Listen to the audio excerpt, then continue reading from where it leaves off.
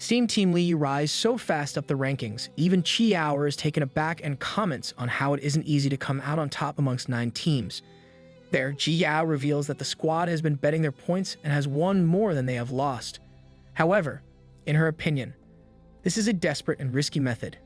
As such, she asks why Yao Tong didn't try and stop them, but he claims that this is all allowed. The team relied on their strength to earn these points, and hence there was no reason to stop what they were doing. To begin with, the team is pretty.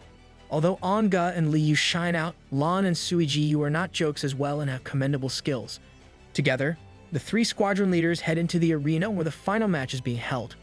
As they enter, Chi comments on how it has been years since a new team joined the finals, and as a result, word is spread like wildfire. Nevertheless, as they enter, they are greeted by the other 2 teams, who are already there and sitting around. These squads are named Starflower, Chi winning squad, and Brilliant Squad, Chi's winning split, who both seem kind of surprised at a new, unnamed team reaching the finals. On the other hand, Team Liu is in the middle of the arena, warming up for the battle that is about to come. There, Lan reveals that their opponents are quite famous in Helios City, and there are even rumors that the newbies who will take the place of the commanders will be from these 2 groups. Hearing this, Ong is impressed and exclaims, "Our team's to work a little harder then." In his mind, there is no way they can lose. Although his frail body is a weakness, he still has his secret abilities under his sleeves, and this makes him think it shouldn't be a problem for them to get first place. Rather, he is more concerned about what their reward will be after attaining victory. All of a sudden, Ji enters the battlefield and calls out to the rest of the teams. There, as the Starflower and Brilliant Squad gather, it is revealed that they have a striking rivalry between them. Anyways, with everyone already gathered up, the event is about to begin. And so, Yao Tong explains that the finals have been split into 2 segments, team competition and solo battle. The rules and further details will be revealed once the competition begins, and the results will be based on the team's points. Moreover, to motivate the rookies more, Ji claims they will show them the competition's reward. And what might that be, you wonder? Well, the winning team will be allowed to stay an intern at a B-rank city for a week. Hearing this, everyone goes crazy with excitement. To all the warriors, this is a highly enticing reward. However, it looks like Ong is surprised by everyone's reaction. Regardless, the event begins. Yao Tong orders the team leaders to come forth and draw the lots. And as they do so, the rest of the teams begin chatting and gossiping. There, Ong explains why he is shocked. But in his time, the cities weren't really split into ranks. They were all fighting for themselves in order to survive. As Suiji told him, Helios is a C-rank city, the lowest rank, and it goes all the way up to A rank. Apparently, the rank of the city is decided by the strength and ability level of the warriors inside. Cities with 1 or 2 fin cores are regarded as C-rank cities, whereas 3, 4, or even 5 core warriors are categorized as A-rank cities. However, there is one place that exceeds all of them. This place is the only S-rank city and is known as the Breakdown Dawn City, also known as the City of Hope. According to him, it is situated right in the center of the kingdom and is supposedly enormous. Not only do they have warriors with a core of 6-fin demon, they also have the strongest 7-fin core warrior. Recalling all of this, he remarks on how flashy this City of Hope sounds and wonders how it would be compared to the city he led back in his original time. Also, there isn't a guarantee that his city is still standing after that huge 60-year war. In addition to this, he begins to remember his old comrade. Suddenly, Lan and Suiji bring him back to the real world and tell them it's their time to shine since they are the first ones up. The battle has been decided to be between the Brilliant Squad and Team Liu. There, Suiji and Lan talk about how they should come up with a cool name for their group as well. Regardless, the battle finally begins with the commander's words. As soon as it does, the Brilliant Squad tries to target one member of the opponent team each, whereas Team Liu decides to fight on as a team. But the Brilliant Squad notices their behavior and changes their strategy on the spur, deciding to target the leader, aka Liu, first. Alas, things aren't so easy. Banding together, the rookie squad covers their leader and Liu heads forth, straight into the opponent leader. Seeing this, the Brilliant Squad leader gets a bit annoyed, questioning if this pipsqueak thinks she can face him alone. As a result, he too rushes forward to attack. However, just before they both collide, he unleashes a light attack. Concentrating a huge amount of energy into his hands, he creates a bright beam of light that blinds everyone. Seeing this, Liu tells her team to cover their eyes and protect themselves and notices that this attack has even affected his teammates in the process. On top of the podium, the commanders are watching the battle unfold, and Yao Tong comments on how the Brilliance leader is still using these kinds of fighting tricks. Although this might be useful in solo battles, his team is affected when they are fighting together. And even Chi Yao knows this, as no matter how many times she's tried to explain it to the boy, he refuses to listen, making him think that the rookies still need to encounter setbacks from him to make his style change. Back on the field, the leader, cockily, thinks that there is no way a newbie like Liu would be able to take such an attack head-on. Consequently, he claims that the rest of the team will soon fall if their leader is brought down, and he woos in for the kill, announcing, "I don't care if you are from the city family." And his speculation looks to be correct. Liu is so caught up in covering herself up that she has left herself wide open for any attacks. Nonetheless, this is a team battle. Out of nowhere, Ong chimes in and stops the Brilliance leader. Stopping the attack, he pushes his opponent backward and even lands a heavy kick. There, Ong also appears to be wearing a visor and a water. Seeing this, the foe questions when Ong got his hands on such an item, but, as it turns out, he had it on him. Using the water element power, he reduced the blinding attack and allowed himself to stay unaffected. All of a sudden, the light stops and Li finds Ong standing in front of her. Seeing him, she questions when he came here but Ong, just as quickly as he appears, heads back, telling her, "I'll leave the rest to you. Finish him off." All the while, Liu is still left amazed by how Ong defeated the opponent leader, that too when everyone else was blinded. And so, she decides to rush in and end things once and for all. Seeing her come, the foe is still arrogant, thinking he can just use his light attack again and stop Liu's movements. However, when he tries to do it, he notices that he cannot move his arms in the least. As it turns out, Ong's kick dislocated his shoulder, rendering him unable to fend off the incoming blow. Consequently, Liu punches him into touch and begins pouring her green core energy into him, claiming that battles should be finished quickly. Meanwhile, Ong was just relaxing. He just scurried from place to place, helping Lan and Sui Jiu here and there. However, his teammates were quite good themselves and started to get better and better at their battles. Eventually, Liu brings down the Brilliant squad leader and questions if the rest of the team is still up to fight. Also, the enemy refuses to keep going. Exhausted to the bone, and the battle comes to an end. Although the commanders were expecting this, there Ji Yao comments on how Ong still hasn't used his special abilities. Anyways, with this, the Brilliant squad exits the battlefield and from the sidelines. Starflower is left taken aback by seeing their long-term rivals losing. The leader asks if this is due to Liu and her amazing power, but the Brilliant squad leader just claims he took them lightly. Regardless, he decides to give his rival team a fair warning of what they can expect going forward. As such, the next team enters the battlefield and the leaders seem to be a bit unnerved by what she has just been told. Soon enough, the fight begins and the Starflower leader tells her members to not be bothered by what the Brilliant squad told them. If they just follow according to what they have trained, they will easily be able to take on their foes. With this, they rush Team Liu in order to bring them down as soon as possible. Also, it's not like Team Liu has come unprepared. Seeing them come, Lan punches the ground and creates a barrier around his team. As a result, Ong then uses his demonic power to cause some branches to appear and surround the foes. As a result, once they have stopped, Lan dashes at them at full speed, covered by the barrier he just created. This causes everyone to disperse and the Starflower's formation is quickly shattered. Their plans have already begun to unravel, and the leader orders everyone to regroup quickly. But like that is going to happen. In the blink of an eye, Liu and Sui Jiu both attack the opponent leader together. Being put in a disadvantageous situation, the elder calls out to her teammates for help, but as it turns out, all three of them already have their hands full with Ong and Lan. There, Ong looks to be dealing with two foes at the same time effortlessly. Seeing this, the leader recalls what the Brilliant squad told them. As per the Brilliance leader, Ong is the strongest one in the entire group as he is able to connect the entire battlefield together. Remembering this causes the leader to get distracted. Thanks to this, Liu is able to get closer to her and, using her agility core, sneaks behind her, putting her in a leg lock and choking her out. And so, this marks Team Liu's victory in this battle as well. This brings the team competitions to an end, and next up are the solo battles. As per the commanders, anyone can challenge any member of any group. As such, both the leader of Starflower and Brilliant squad immediately proclaim that I want to challenge Team Liu's Ong. Obviously, though, this is not allowed. As Yao Tong explains, solo battles can only be 1 versus 1 and tells the leaders to decide who is going up first. However, has something else in mind. In order to conserve time and to try something new, he tells them, "Why don't both of you fight me instead?" With this, the battle begins. Thinking this is the last battle, claims he should take this seriously. On the other hand, both the opponents are annoyed at being underestimated but are raring to go, wanting to make regret his arrogance. As such, Ji Yao clarifies that the rules are the same as before. The battle will not end until one side has admitted defeat or if they lost all ability to compete.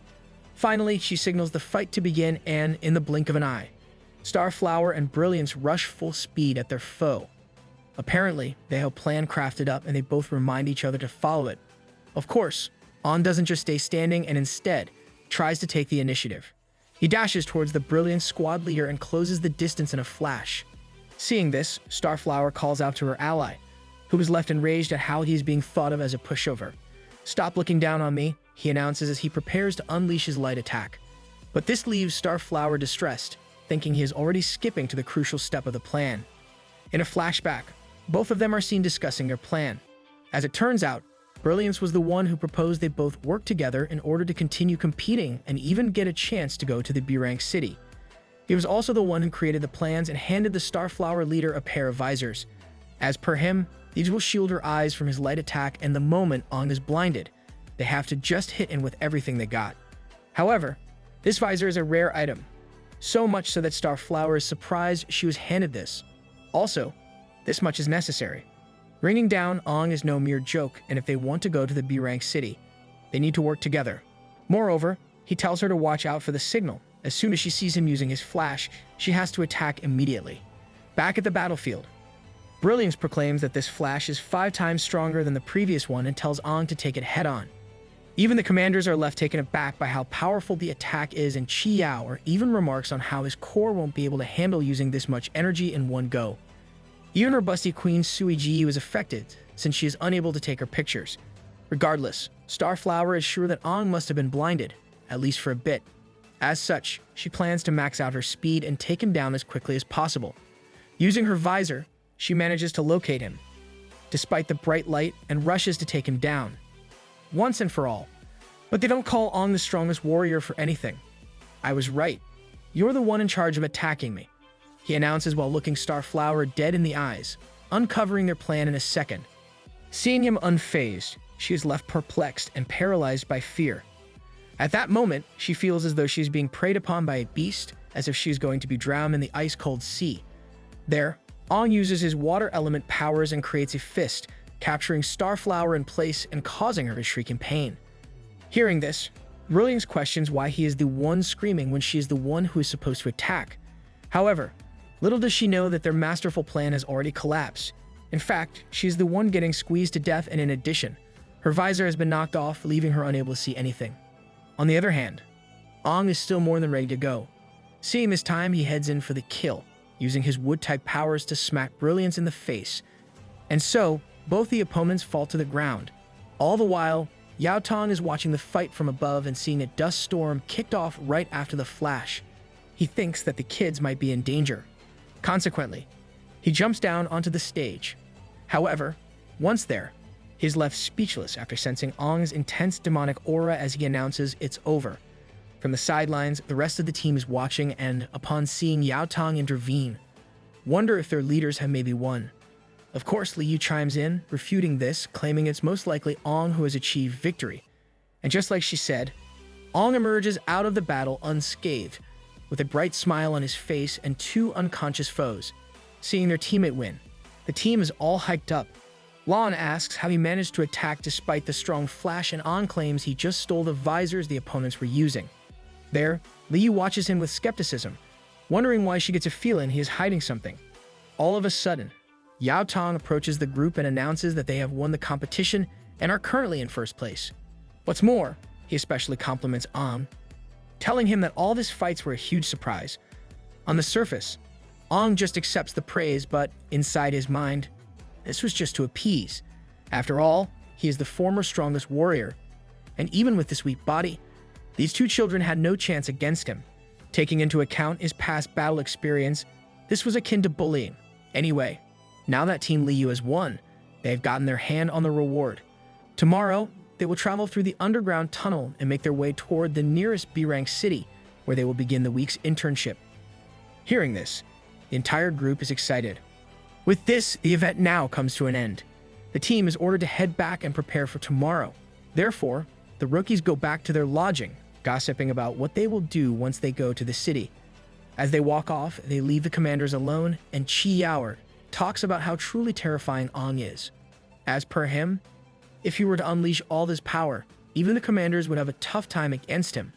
In response, Yao Tong proclaims that he doesn't belong here. He will keep moving forward. There, Chi Yaoer also remarks on how Yao Tong's idea to take the children via the underground tunnel is a good idea since it is safer than the surface route. Regardless, they will still have to be on alert since a couple of non-fish demons slip in here and there.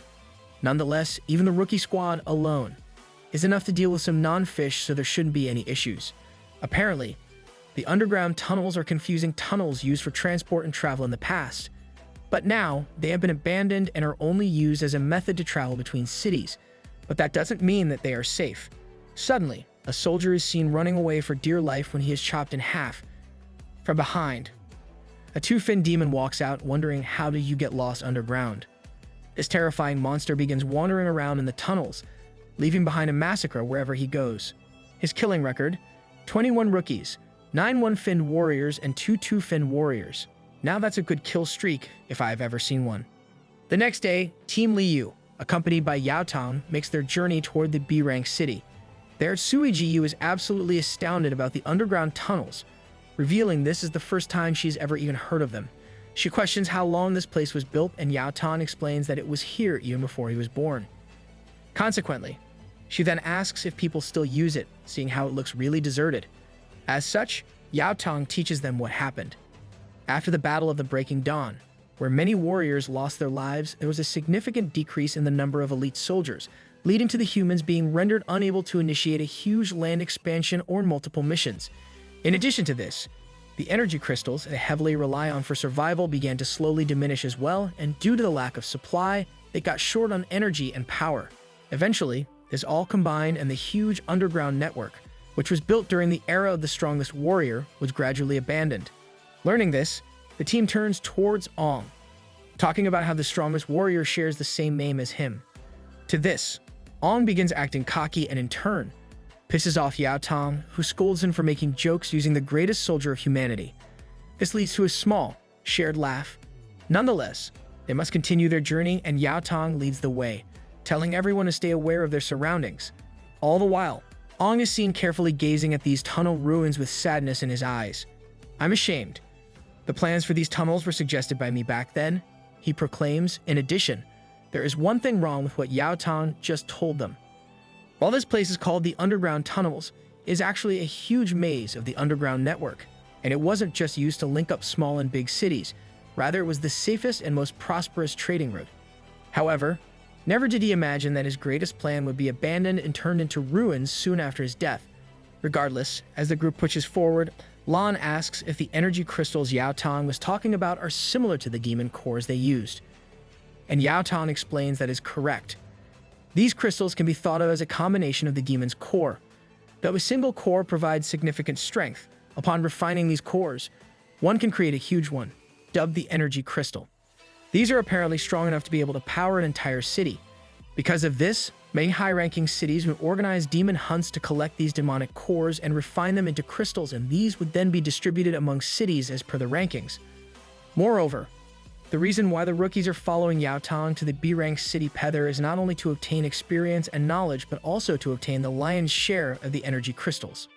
Understanding all this, Suijiyu questions what would happen if the city's energy cores were completely depleted and there were no extra cores, and Yao Tong reveals that, in that case, their city would become completely paralyzed. Without the energy these crystals provide, normal life would be unable to continue, and the city's most important functions, such as defense weapons and machines, would be rendered useless. Not to mention, if these protective mechanisms are no longer able to function, this would result in people having to be forced out of their homes in order to take refuge somewhere else, a huge calamity for the city. But, as it turns out, there's no need for concern. Helios isn't a large city as it is, and the current energy crystals they have provide them with enough energy to get through 3 months. On the other hand, warriors head over to Pether City to collect the crystals for future preparation, not because the city is in danger, just like how they are now. Anyway, being the thoughtful leader he is, Yao Tong warns everyone to stay careful. Not only does the Pether City have many two-finned warriors, they even have 2 3-finned warriors. Moreover, one of these 3-finned warriors was able to achieve a synchronization rate a whopping 69%. Hearing this, everyone is left astounded. Everyone but Ong, who used to have a synchronization rate of 96 back in his prime. All of a sudden, Sui Ji notices a red button on the wall and tries to push it. Noting this, Ong yells at her to stop, prompting Yao Tong enough time to dash in and smack Sui Ji in the head. As per him, this button is an emergency button to forcibly close the tunnels. It is used to close down the tunnels and separate them from cities if an emergency ever arises. Upon pushing the button, a thick steel wall will close off the tunnels, and this is an absolutely last measure. There, Ong is delighted to see the most important ability of the tunnels is still working properly. Suddenly, he senses an intense bloodlust coming from in front of them. Sensing this, he immediately powers up his core and summons his weapon. Soon after, Yao Tong also takes note of the bloodlust, amazed at how Ong was able to detect it even before he was. However, this is not the time to be amazed. He orders the rest of the team to get into formation and prepare for battle. In just a short while, a pool of blood begins coming their direction. Seeing this, Yao Tong realizes this is coming from Pether City and wonders what could have happened there. Suddenly, a figure approaches them, a figure they realize to be one of the soldiers from Pether. As soon as this guy unites with the Helios warriors, he collapses to the ground and reveals that it was a demonic wave. A demon wave attacked the Pether City, and they were forced to raise the city abandonment siren already. Listening to this, Yao Tong is left perplexed and disillusioned. Liu tries to ask what this means and if they should hurry up and provide them support, but is all but futile. They learn that, regardless of the city, the abandonment siren is raised only in one situation, when all the warriors in the city have already perished. This leaves everyone disheartened, especially Ong, who wonders just how many people must have lost their lives to the demons. All of a sudden, a shining beam of light appears from deeper in the tunnel. This light snatches up the Pether City warrior, dragging him towards the demon who has just revealed itself. Seeing even more humans, this monster questions, why are there still people here? To him, if he doesn't kill every moving thing, he won't be able to report his mission as a success. With this, the beast then rips the warrior's head clean off and announces, "Let's continue to kill them all." Seeing so many prey right in front of him, the demon begins wondering about who he should kill first and comes to the conclusion that Lon looks to be a good first target and unleashes his weapon. As the attack hurls at Lon at top speed, he is left unable to ever react to it. However, in the blink of an eye, Yao Tong comes in and pushes Lon to the side, trying to intercept the strike. However, even the third commander of Helios City is unable to withstand the force and ultimately just deflects the attack upwards, which is the most he could do. Seeing this, the demon is excited, claiming Yao Tong is pretty good, at least better than the ones from before. On the other hand, Yao Tong is left speechless. A two-finned demon, a tomb of fire element, is their current foe. Not to mention that the attack just now was way stronger than what he expected and has rendered him unable to take another one of these attacks head-on. All of this makes one thing clear in his mind: now isn't the time to be fighting. Instead, his main priority must be to protect the kids, and with no other option, the best method to do so is to escape. Consequently, Yao Tong grabs everyone and makes a run for it. Of course, the demon won't allow this to happen so easily. In the blink of an eye, he begins dashing to capture his prey and closes the distance without breaking a sweat. Seeing him come closer and closer, Liu suggests that they push the emergency closure button, but all their plans are to no avail. Before they can get past the steel wall, the demon catches up to them, claiming you all will die. At that moment, just as the entire group faces death, Ong decides to man up and intervene. He pushes his comrades forward, allowing them to get past the metal wall. Obviously, the demon doesn't just give up and continues to run after his prey, but, like the Chad he is, Ong presses the closure button, closing the wall behind him and protecting his allies. Liu, Suijiu, and Lon all call out to him, telling him to join them, but that is not possible. In a flash, the wall closes, isolating Ong in the process. There, Yao Tong reveals that Ong told him to protect those three before he pushed them ahead. As a result, he tells everyone to calm down for a moment. As per him, their comrade has created a chance for them to survive, and they cannot let that go to waste. However, everyone has qualms about just leaving Ong to fend for himself. Although he is pretty overpowered, his opponent this time is a two-finned demon, and even Ong will not get away unscathed from such a powerful foe. Consequently, Liu suggests they break open the metal door and rescue their teammate, but that is not happening. The wall is reinforced by alloys and even unique materials, making it impossible for them to break it.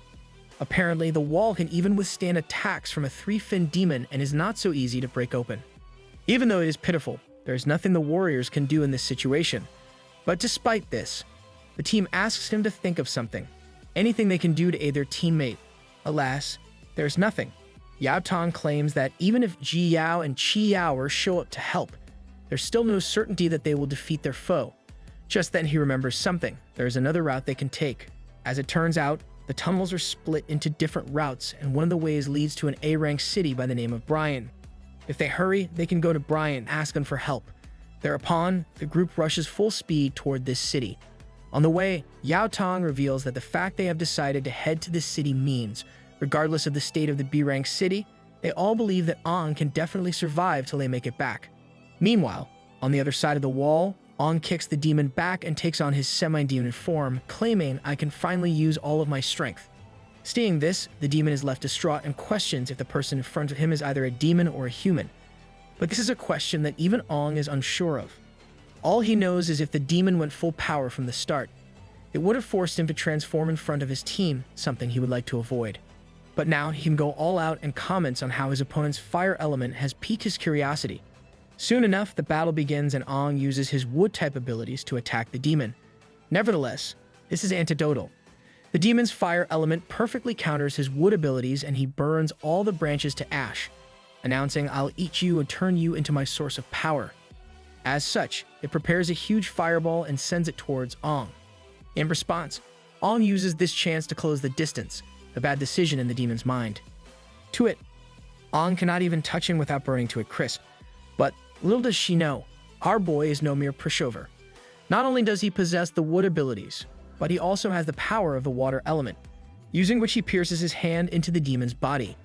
In addition, he then decapitates it, retrieving its core and marking his victory against such a fearsome opponent. However, he has no time to bask in the glory of his victory. All of a sudden, a huge horde of fiendish demons come running at him, making him think they must have been attracted by the sound of the battle. Nevertheless, he has gotten his hands on this two-finned fire element core. With this, he then begins absorbing the core's energy, announcing the devil's fire will become my power. And absorbing this power gives him the edge to transform into a two-fin himself. Now, it is time to test out his newly acquired abilities. Recalling how his former foe used his powers, he shoots a huge fireball towards his foes, reducing them to ash in a matter of seconds. Having flattened the area, Ong continued his journey towards Peather City, only to find that the B-rank city was completely razed to the ground. As he walks around inspecting the area, he finds corpses everywhere and concludes that the demon wave that attacked the city must have been a high-ranked one. Moreover, he even sees the aftermath of all the casualties and begins seeing the damages. There, he notes that the amount of power needed to cause this much destruction must have belonged to a three-fin demon. But how can that be? Wasn't the B-rank city supposed to have two three-fin warriors? What happened to them? Suddenly, a crow catches his attention, leading to him looking up and finding the corpses of these two warriors hung from branches. Seeing this, Ong retrieves their bodies and places them on the ground, telling them both rest in peace. As he lays rest his comrades, the brutal reality of this war burdens him. All of a sudden, a young boy appears out of nowhere. Thinking of Ong as a demon, the boy tries to chase him away. In his eyes, Ong looks like a high-ranked demon, one who can transform into human form. In addition, he reveals that his life was saved by these warriors and also he will not allow their bodies to be desecrated any further. The young boy, holding a knife in his hand, is prepared to sacrifice his, and Ong is left troubled by this. He didn't think there would be survivors and his appearance is sure to terrify if any did pop. Alas, that is not the only problem. In the blink of an eye, several no-fin demons appear and attack the boy. Nevertheless, Ong manages to spot them and heads in to save the boy's life. After knocking the demons away, he begins healing the boy, who is injured but still alive. All the while, he curses at how there are still demons hiding in the city. There, the boy's life begins to flash before his eyes and he asks Ong, Are you a demon or a human? However, he uses his last breaths in uttering these words and passes on to the afterlife, dying in Ong's hands. His words strike deeply into Ong's head, and he begins to wonder, am I currently a demon or a human? Regardless, now is not the time for such things. At the moment, he is on a battlefield and is surrounded by attackers. There, Ong stands back on his feet. To him, it doesn't really matter what he is. There is only one thing that will never change for him: his determination to kill all the demons. With this, he jumps in headfirst at the horde. Using his fire powers, he launches himself at full speed in the missile and incinerates anything in the area, burning them up into mistiness, causing havoc. He begins getting accustomed to his new powers and begins thinking up ways he can utilize them to the best of their abilities. As a result, he decides to check out a new move on another target. Grabbing one of the demons by the throat, he implants his fire energy into it and sends it straight down towards the horde. And as soon as the demon lands, it explodes, painting the scene of fiery hell. All the while, Ong is just amazed at what he is capable of now. He has just unlocked the new skill demon bombs, and he realizes that his ingenuity will help him come up with more and more ideas to attack. On the other hand, seeing the immense power their foe possesses, the rest of the no-fin demons try to make a break for it. They immediately begin to run and flee, but like that's going to happen. Ong notices this immediately and jumps in their way, blocking them and announcing, "It's too late for you bastards." With this, he destroys all the demons in the area. Regardless, he still needs to complete their purpose.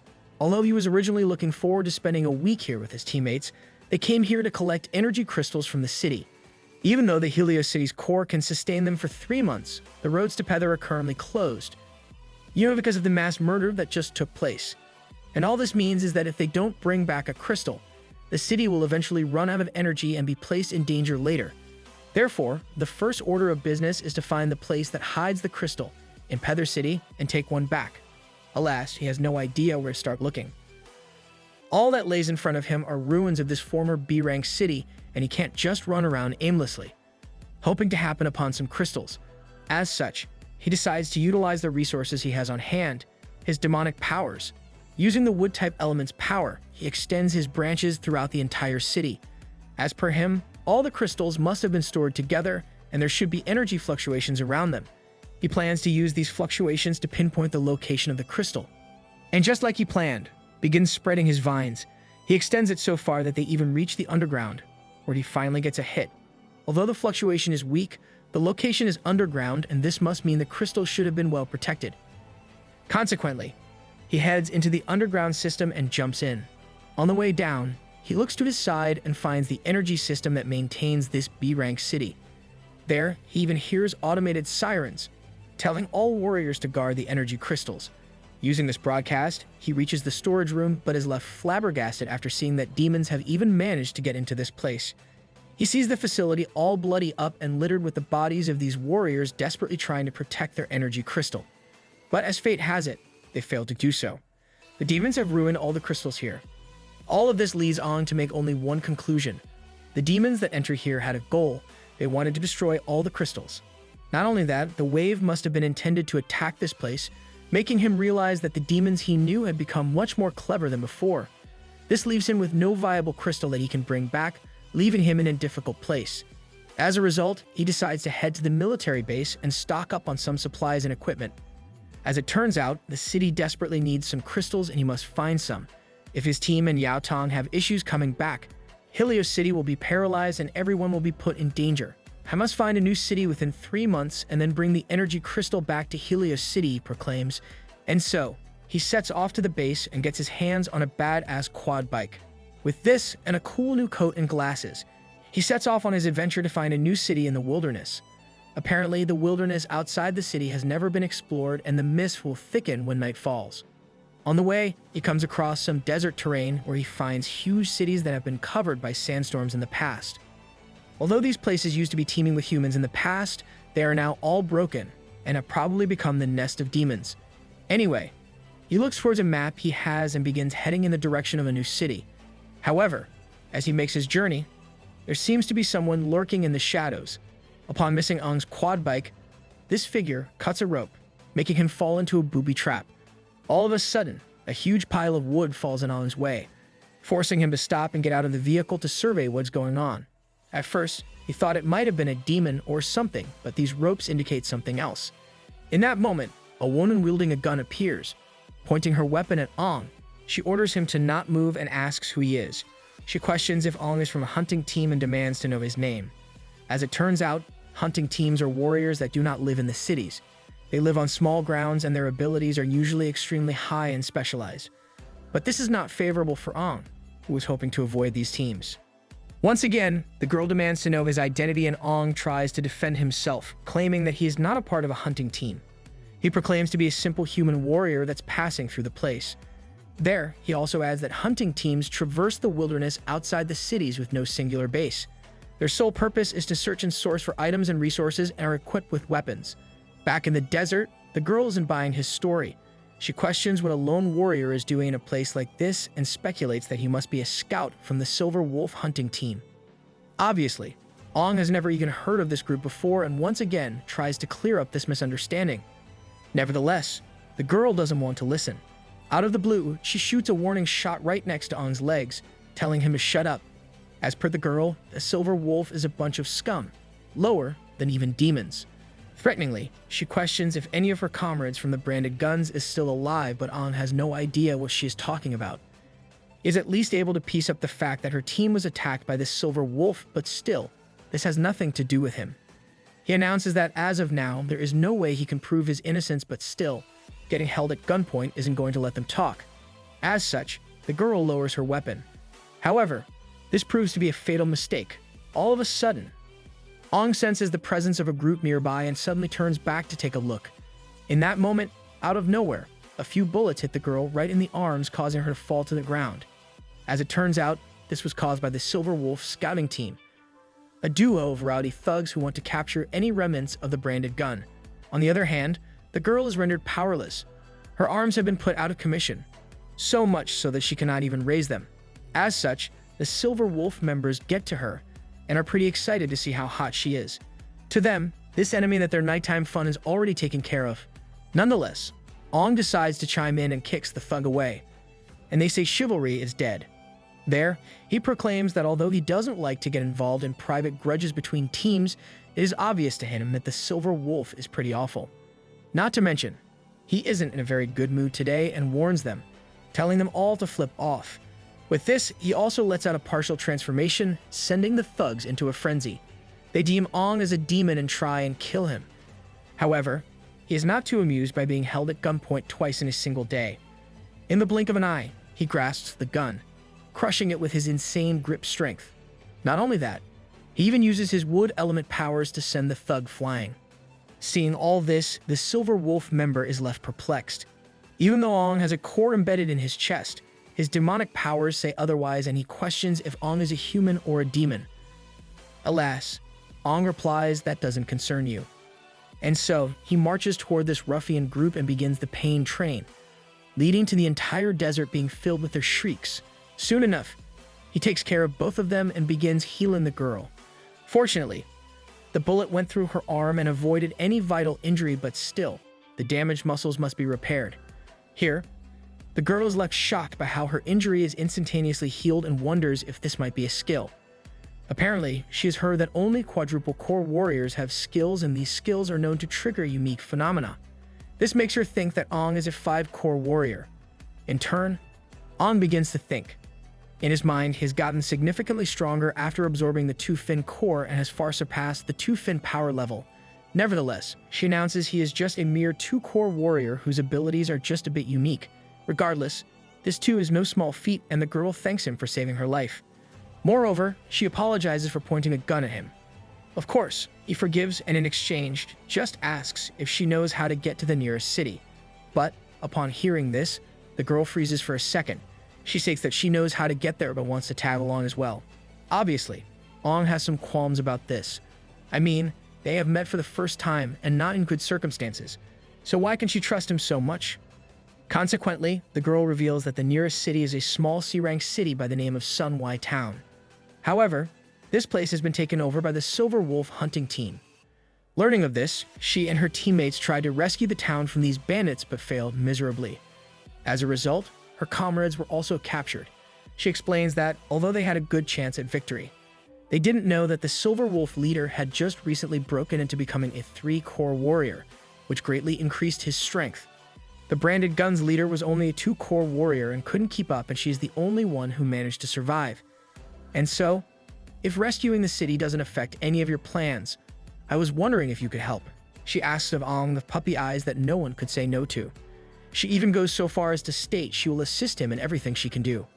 Learning all of this, Ong reveals that although hunting teams began popping up in his time, under his rule, they didn't have a chance to do such ridiculous things. And now they have gone so far as to take over cities. What on earth is the management doing? All of a sudden, the girl adds that the Silver Wolf has supposedly taken over the city to obtain the energy crystal, though she has no idea what they plan to do with it. And at last, these words trigger Ong, pissed that they would even snatch away a regular city's energy origin. He tells the girl to take me there, claiming that all these events have made him furious to no end. And so, the duo begins heading into the town as night falls. There, they decide to hide their car somewhere near the town. As they do so, Ong expresses how he has no recollection of this town. Nevertheless, they have to get the job done, and they begin heading to the city walls on foot. However, all of a sudden, many non-fin demons pop out of the darkness of the forest, pouncing on them to attack. Alas, they are no match for Ong, who uses his wood-type abilities to quickly constrain the demons. As per him, killing these monsters would only cause issues later on, since demons would get attracted to the smell of blood, telling the girl to follow. All the while, the girl is captivated by Ong's coolness. He's so strong, she proclaims, thinking she now has hope to free her comrades. With this, they approach the city gates but are left confused upon seeing that no guards are stationed on the lookout. Even the doors are wide open and they see a man frantically running out. This man, carrying his child in his arms, is being chased by 2 men of the Silver Wolf team, who mercilessly smash the man's head into the ground. Seeing this, the girl immediately gets enraged and begins aiming for these thugs' heads. Nevertheless, Ong tells her to lower her weapon, even though Ichigo is infuriated after witnessing such a heinous act. Shooting now will reveal their location, and instead, he wants to deal with the situation personally in stealth mode. Suddenly, they see something sinister. A demon's arm appears from within the city, grabbing the man and his child and dragging them back inside. Obviously, the duo is left perplexed by this revelation. As per Ong, now that there is a demon in the city, they cannot follow their original plan of attack anymore. Their only chance to save as many people as possible is to take them out one by one. As such, he heads into the city, taking care of the guards who just came out on the way. Consequently, the girl dashes in, surprised to see Ong's efficiency. However, as she closes in, she notices something strange. The skins of the men Ong just took down look rotten, as if they have already been dead for a couple of days already. In addition, everyone in the city is a Silver Wolf member. Meanwhile, Ong is seen going on a rampage and causing havoc. He has realized that he is fighting corpses being controlled by a demon with unique abilities. And since that is the case, there is no need for me to be merciful anymore, he announces. Therefore, in one swift attack, he takes down all the zombies in the area. Now, with no impending danger, he begins to survey the surroundings. There, he finds a weird black aura string attached to the zombies' heads, making him think that this string of aura must be what is controlling them. Apparently, demons with unique abilities tend to work alone, and the best course of action in this situation is to find the culprit and launch a frontal assault. Hence, he orders his partner to go look if there are any other survivors in the town while he heads to save the man and the boy. As such, both of them part ways to fulfill their duties, and Ong quickly rushes into a conspicuous-looking building exuding a sinister aura. Once there, he heads inside through the front door, but finds that his targets have already met their end. What's more, their corpses are being put on display by the demon, who claims that he was saving this father-son duo to play a game of cat and mouse. Nevertheless, the after immediately tried to flee outside the city, crossing the line and pissing the demon off.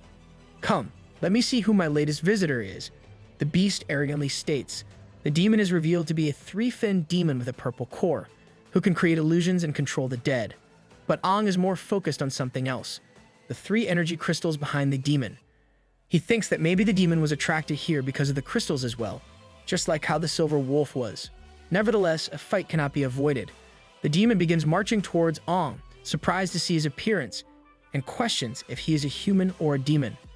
There, Ong talks about how there must have been a 3-core warrior, aka the Silver Wolf leader, here, but in front of such a fearsome demon, even he would not be able to stand his ground. Hearing this, the demon orders his minions to come out, and the former leader of the Silver Wolf points towards Ong to attack.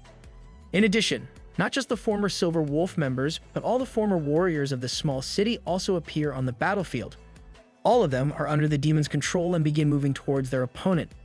All the while, the demon begins chuckling, telling Ong, "Welcome to my party." All the zombies immediately rush on at the same time, leaving him in a pickle.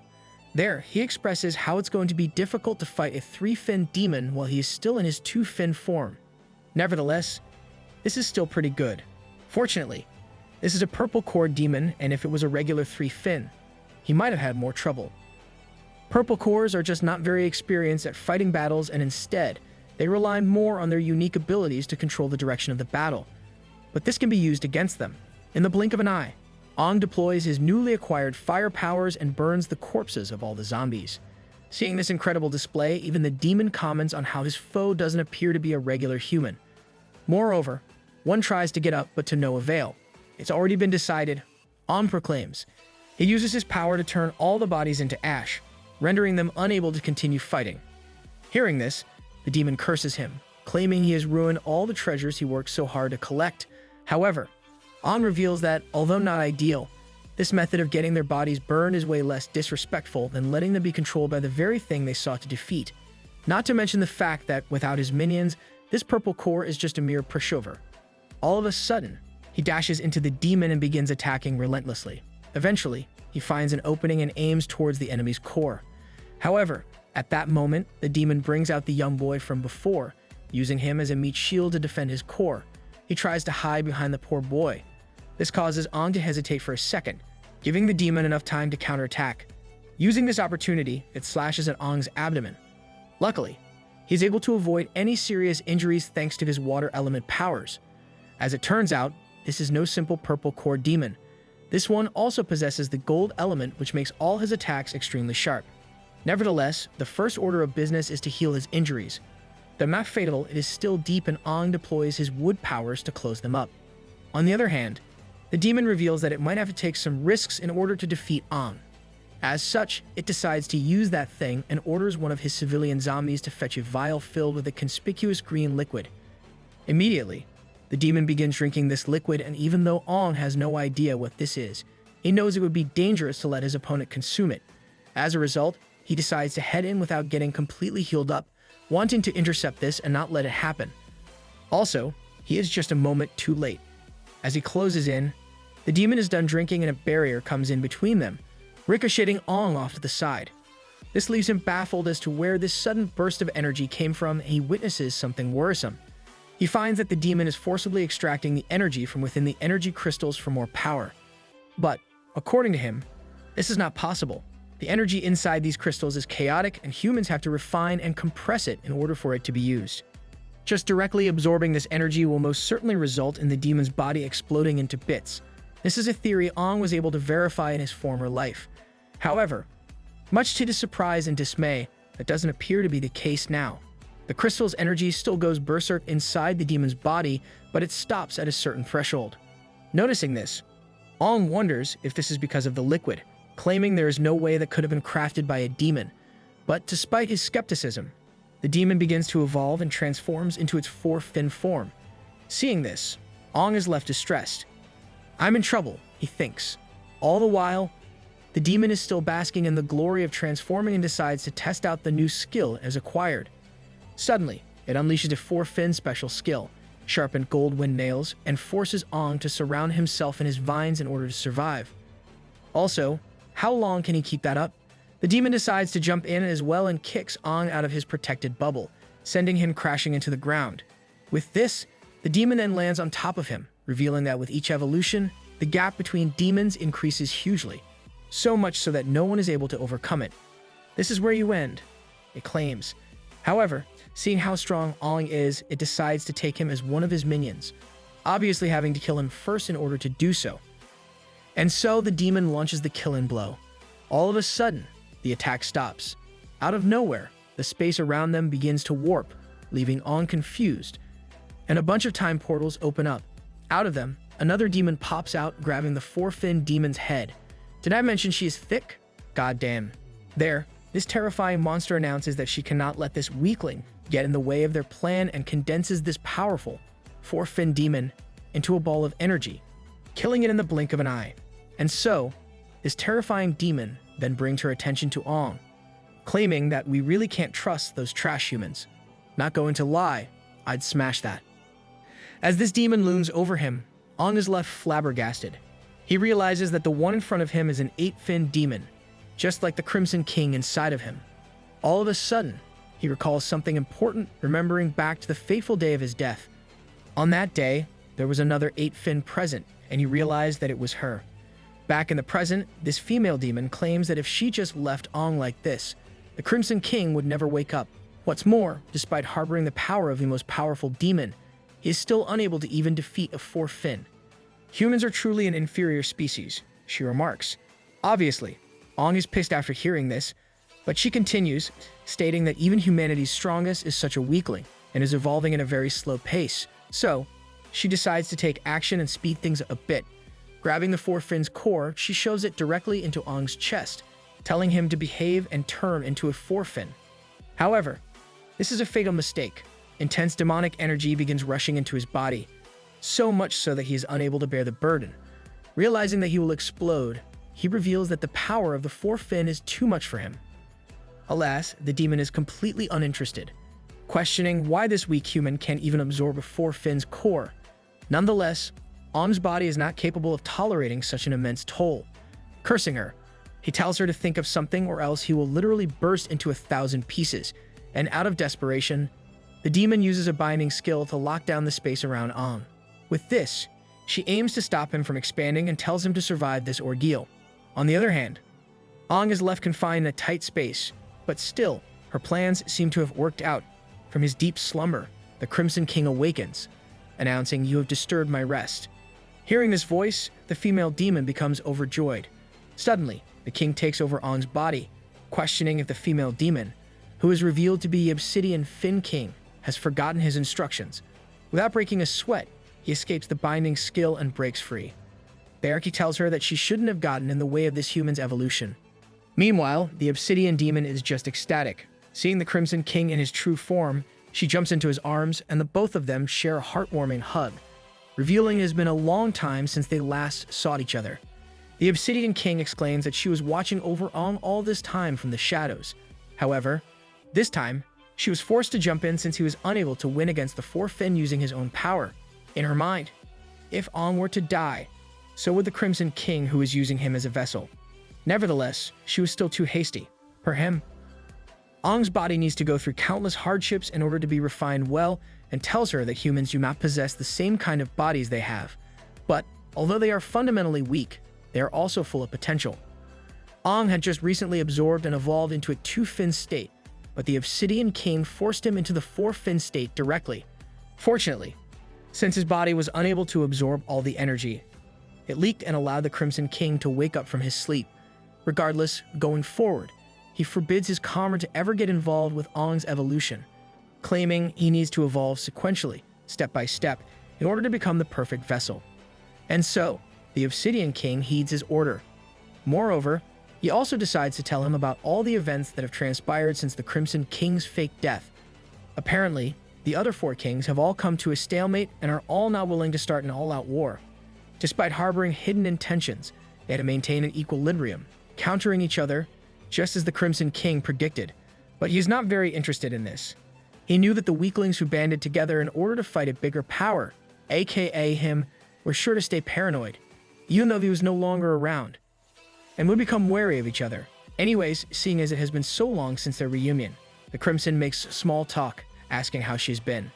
He also asks if the others are suspicious of her, but she claims that there is nothing to worry about. Even if they were suspicious, they did not have enough free time or energy to investigate what happened on that day half a century ago. As such, she tells him not to worry about her. All of a sudden, she gets closer to him and places her hand on his chest. She proclaims that all she desires is to welcome the strongest version of him safely back home. And in response, the Crimson King announces that she will, and it's only a matter of time until that happens. For now, he has forcibly changed Ong's body into the 4-fin state, but the body still needs time to adjust and stabilize to this power. As a result, he tells the Obsidian King to not involve herself with this human in order to keep a low profile so their plans are not compromised. However, in a bashful manner, she replies that he just missed him and went to come take a peek, even if it was just his vessel. Suddenly, the girl from the branded gun team comes over and is left trembling in fear after seeing two 8-fin demons present here. Seeing her, the Crimson Demon just stares at her, burning a hole through her soul. And the next thing you know, Ong opens his eyes, finding that he has punched a hole in the girl's body. Seeing this, he immediately loses his mind and blames himself. "I did all of this," he announces. This rage overwhelms his entire body and the demonic energy begins pouring out, resulting in Ong transforming into his 4-fin state, revealing that his evolution has been completed. As he watches over her cold, dead body, Ong recalls the short time he spent with her, remembering when they talked about how she wanted to become a gardener in the future. But the world isn't all sunshine and rainbows. The cruel mistress called Fate took over, and now, Naga's laying her to rest. He builds her a pyre and sets her aflame. In addition, he also cremates the other fallen warriors and announces he cannot let himself forgive this mistake. All of this tragedy occurred because he was unable to surpass the demonic energy inside him. With these fates, he hopes the warriors' bodies do not get further ravaged by demons and their suffering will finally come to an end. With this, he leaves Sunway town, carrying this new burden on his shoulders. In his mind, he comments on how, even though he has unlocked a new evolution, he is not in the mood to test how strong he has become. As of now, there are a lot of problems that he needs to deal with, and first, he must organize his thoughts and come up with a plan. Suddenly, he begins to wonder what kind of relationship that female demon he encountered had with the Crimson King inside him. She just appeared out of nowhere and forced him to 4-fin status, making him wonder what on earth they were planning.